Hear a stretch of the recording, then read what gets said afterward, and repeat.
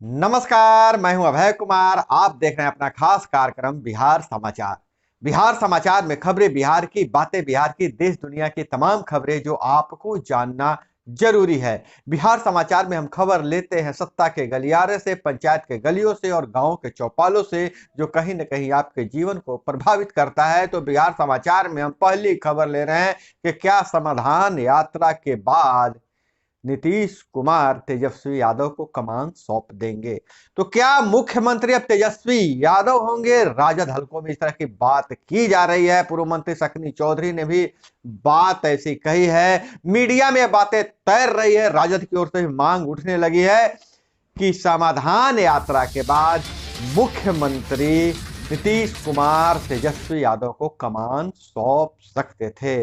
जिस तरह से एचडी देवगौड़ा यात्रा निकालने के बाद कमान दूसरे को सौंप दिया था और प्रधानमंत्री बने थे, उसी तरह नीतीश कुमार जब समाधान यात्रा के बाद विपक्ष जोड़ो यात्रा निकालेंगे तो उससे पहले तेजस्वी यादव को बिहार का कमान सौंप देंगे। हालांकि राजद में इस तरह की मांगे भी उठ रही है, ऊंचे स्तर पे तो नहीं लेकिन निचले स्तर पे लगातार इस तरह की मांगे उठ रही है और राजद के मंत्री विधायक कहीं न कहीं अब बयान दे रहे हैं जो मीडिया में बातें तैर रही है। और वहीं अगर बात करें पूर्व मंत्री सुधाकर सिंह की, तो सुधाकर सिंह पर राजद असमंजस में है। आखिर सुधाकर सिंह को किया जाए? अगर उन्हें पार्टी को निष्कासित करने का कोई ग्राउंड नहीं बन रहा है तो सुधाकर पर असमंजस में है राजद नेतृत्व। जदयू का दबाव बढ़ा, जदयू दबाव भी बना रहा है कि कोई ना कोई कार्रवाई कीजिए, एक संदेश दीजिए। तो इसी पखवाड़े कारण बताओ नोटिस दिया जा सकता है। लालू के देश लौटने तक अगली कार्रवाई का इंतजार किया जा रहा है। विधानसभा में भाजपा से राजद मात्र एक सीट ज्यादा है। ऐसे में एक सीट के कारण राजद सबसे बड़ी पार्टी है विधानसभा में, और अगर वह सुधाकर सिंह को निष्कासित कर देता है तो वह सबसे बड़े दल होने का गौरव खो देगा। फिर भाजपा के बराबर सीट उसकी हो जाएगी। सदन की अगर स्थिति बता दें तो 79 विधायक राजद के हैं, 78 विधायक भाजपा के हैं और 45 विधायक जदयू के हैं। ऐसे में अगर सुधाकर सिंह को निष्कासित किया जाता है तो राजद जो है सबसे बड़ा विपक्षी दल होने का गौरव खो सकता है। और कानूनी पहलू पर अगर बात करें तो सदन के अंदर पार्टी का व्हिप का उल्लंघन करने या बिना बताए अनुपस्थित रहने पर ही सदस्यता पर खतरा हो सकता है। सुधाकर सिंह का सिर्फ बयानबाजी से खतरा नहीं है, कानूनी पहलू यही है। सुधाकर सिंह भी जानते हैं कि मुख्यमंत्री को कितना भी गलिया ले। हालांकि मुख्यमंत्री के लिए बहुत ही आपत्तिजनक बातें कही थी, शिखंडी, नपुंसक जैसे शब्दों का प्रयोग किया था जो कहीं से ही सही नहीं ठहराया जा सकता है। लेकिन सुधाकर सिंह जानते हैं कि हम कितना भी गाली दे रहे हैं, दे दे मेरी सदस्यता समाप्त नहीं होने वाली है। ऐसी परिस्थिति में सुधाकर सिंह भी बैकफुट पे आने वाले नहीं है और कहीं न कहीं राजद के निचले कार्यकर्ता का समर्थन भी प्राप्त है।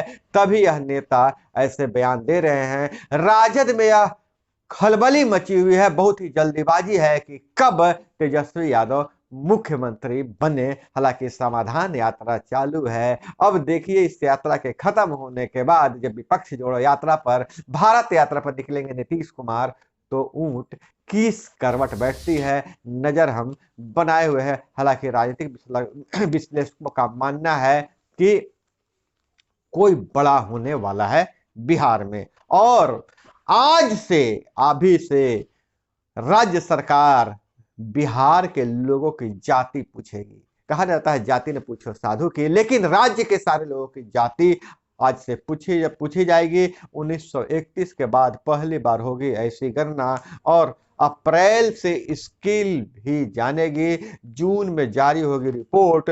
2 लाख कर्मचारी करेंगे जाति गणना। 14 करोड़ अनुमानित आबादी है बिहार में। दो चरणों में होगी जातीय जनगणना। पहला चरण होगा 7 से 21 फरवरी, 15 दिन में होगी मकानों की गिनती, और उसके बाद दूसरे चरण में 1 से 30 अप्रैल, जिसमें आमदनी और अन्य जानकारी भी लिया जाएगा। जिसका फायदा यह गिनाया जा रहा है कि वार्ड वार जाति संख्या और स्किल लोगों की संख्या उपलब्ध होगी। उस डेटा के आधार पर राज्य में आर्थिक रूप से और सामाजिक रूप से वंचित और पिछड़े लोगों का विकास के लिए सरकार अपने बजट में विशेष प्रावधान कर सकेगी, जिससे राज्य के विकास होगा। और आशंका यह जताया जा रहा है कि शास्त्री इनके चौधरी का कहते हैं कि मंडल कमीशन के बाद एक बार फिर राज्य में जातीय भावना फैल सकती है। इससे राजनीतिक ध्रुवीकरण में तो सहूलियत होगी ही, और लेकिन समाज बट सकता है। समाजशास्त्री डीएन दिवाकर कहते हैं कि इससे वंचित वर्ग को आइडेंटिफाई करने में मदद मिलेगी, लेकिन तब ही जब इसका असल मकसद हासिल हो जाता है। सिर्फ राजनीतिक मकसद से जनगणना का लाभ नहीं मिलेगा। इस पर पक्ष और विपक्ष का बयान बार और पलटवार भी जारी है। तो नीतीश कुमार बोले कि जातीय जनगणना का आर्थिक सर्वे से हर तबके का उत्थान करने में मदद मिलेगा। वहीं नेता प्रतिपक्ष विजय कुमार सिन्हा ने कहा है कि मुसलमानों की भी गिनती होनी चाहिए, धार्मिक आधार पर भी गिनती होनी चाहिए, अमीरों के साथ साथ गरीबों का भी काउंटिंग हो। विजय कुमार सिन्हा का बयान है। तो बार और पलटवार जारी है, लेकिन फिलहाल आज से सरकार आपके घर आएगी और आपकी जाति पूछेगी।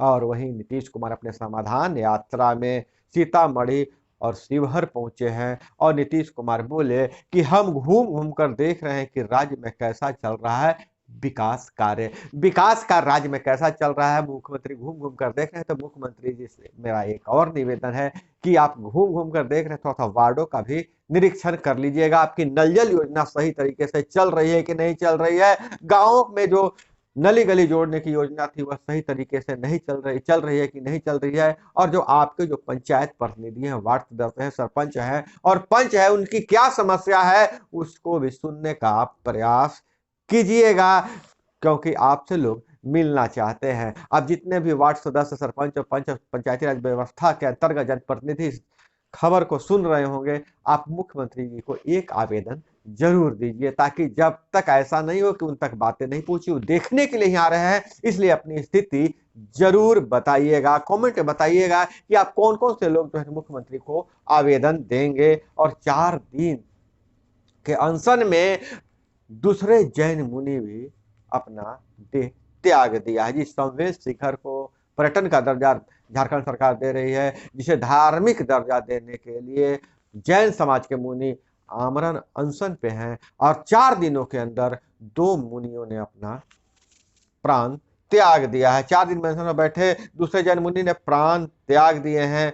जैन तीर्थंकर संवेद शिखर शिखर की पवित्रता बचाने के लिए जैन मुनि अगले अपने प्राण त्याग रहे हैं। पहले जैन मुनि की अगर हम बात करें तो मुनि समर्थ सागर 74 साल का उनका निधन हो गया। समर्थ सागर एक जैन मुनि गुजरते हैं तो दूसरे जैन मुनि फिर बैठ जाते हैं अनशन पे, और दूसरे जैन मुनि भी अपना प्राण त्याग दिए हैं। और समस्तीपुर जयनगर रेलखंड पर पवन एक्सप्रेस की घटना है। वीडियो वायरल होने पर रेलवे ने हरकत कि 2 टीटी ने बैठे यात्री को नीचे गिराया था, फिर पीटा था। दोनों सस्पेंड हो गए। टिकट दिखाने के नाम पर दोनों के बीच में कहासुनी हुई थी। उसके बाद साथी टीटी को बुलाकर 2 टीटी को बुलाकर उस व्यक्ति को नीचे गिरा दिया था ऊपर वाले बर्थ से, और लात घूंसे से पिटाई की थी, जिसका एक पैसेंजर ने वीडियो बना लिया था, जिसे वायरल कर दिया था। अब दोनों टीटी को सस्पेंड कर दिया गया है।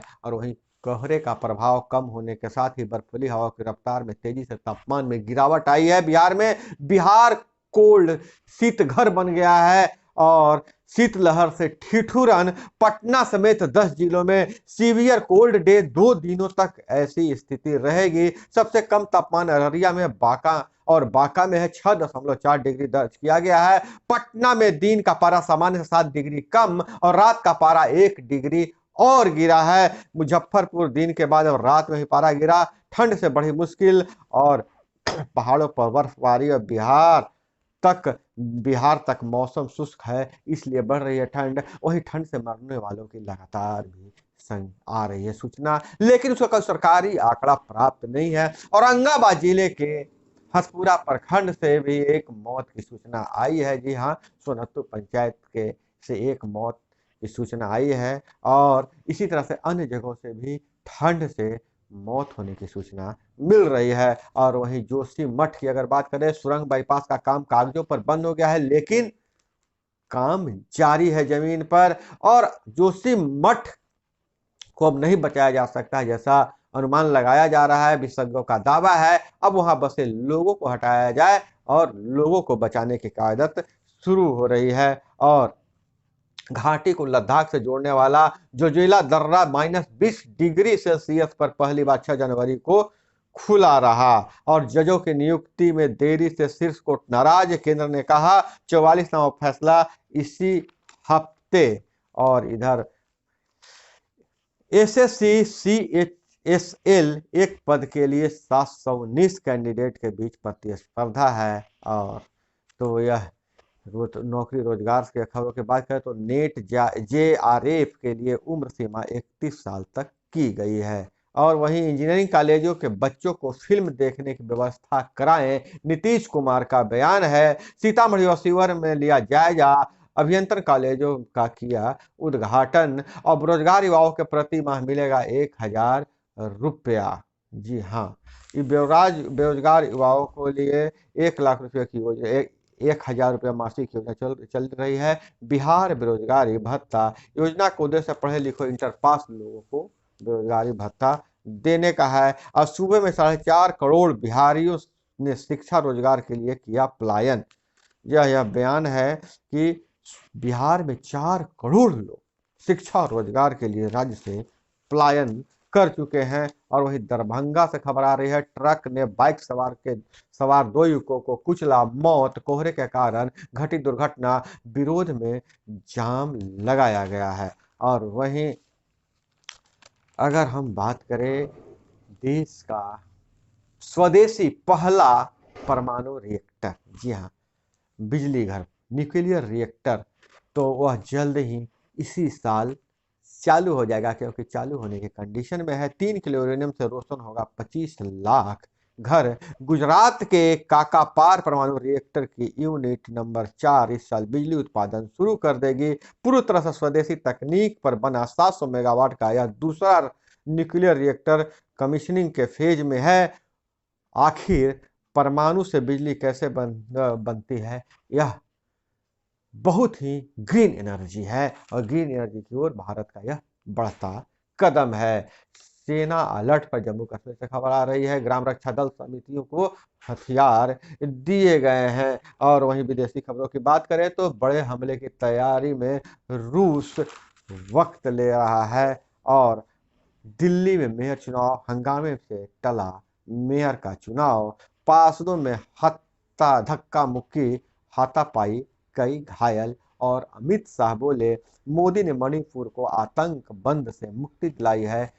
1308 करोड़ के 21 प्रोजेक्ट का उद्घाटन व शिलान्यास किया गया है। तो दोस्तों, यह थी वो तमाम खबरें जो आपको जानना जरूरी था। इसी तरह से खबरों के लिए जुड़े रहिए हमारे साथ। चैनल पे नए हैं तो चैनल को सब्सक्राइब कर लीजिए। वीडियो पसंद आए तो एक लाइक जरूर कीजिएगा। मिलते हैं अगले वीडियो में। जय हिंद, वंदे मातरम।